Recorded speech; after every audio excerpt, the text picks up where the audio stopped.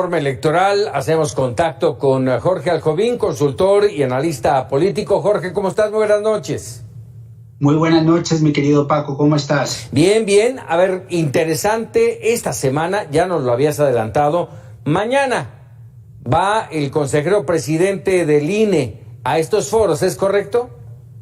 Es correcto, mi querido Paco, el día de mañana Lorenzo Córdoba asistirá al foro número 17, que lleva como título y como temática tratar la sustitución del Instituto Nacional Electoral por lo que se denomina ahora el INEC, el Instituto Nacional de Elecciones y Consultas. Será un tema polémico donde veremos al consejero presidente totalmente no de local, sino de visitante, y será una dinámica totalmente distinta a la que estuvo sometido el día jueves pasado, donde acudió al foro de la oposición, y ahora acudirá al foro oficial, donde veremos cuál será su habilidad, su narrativa, y si lo pudiéramos poner en términos deportivos, si es capaz de sostener esta andanada de que promueve la desaparición del INE, o por otro lado, si es posible cambiar estas instituciones. 3 días más de Parlamento abierto, termina, ¿y qué esperar?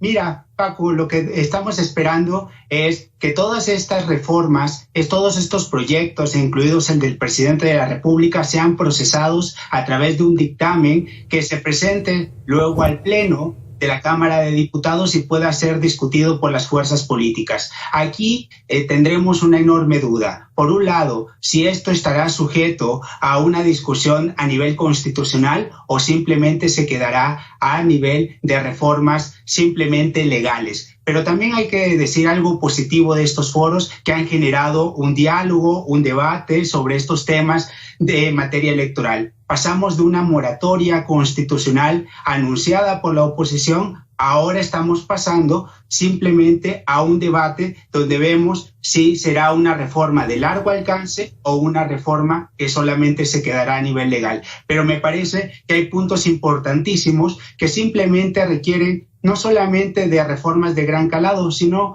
reformas para la gente en su casa que deben pasar por la profesionalización del Instituto Nacional Electoral con cambios muy sencillos. Determinar si se requiere, por ejemplo, contar con algún tipo de profesionalización, título profesional o alguna carrera para poder asumir en el INE, que por ejemplo debe el día de mañana determinar, por ejemplo, en el caso de secretario ejecutivo, que al día de hoy tuvimos un secretario ejecutivo que tenía la licenciatura en filosofía, ver si tenemos, por ejemplo, la posibilidad de determinar si son carreras afines o no son carreras afines, sobre todo por la curva de aprendizaje, sin desmerecer el trabajo que ha hecho el propio Instituto Nacional Electoral, pero que requiere necesariamente una profesionalización, o simplemente ver las consejerías electorales entre 17 o 20 asesores y determinar si ese número es suficiente o no es suficiente, determinar si administrativamente conviene o no, y simplemente ya los temas de fondo también decirte lo siguiente: si pasamos por una concentración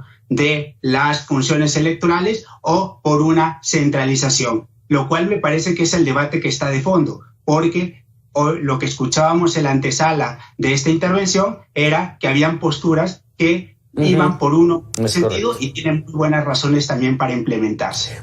Todavía mucho que platicar, Jorge Aljobín, te agradezco y nos vemos en la próxima. Vamos a analizar ya las conclusiones de este foro de Parlamento abierto. Muchas gracias.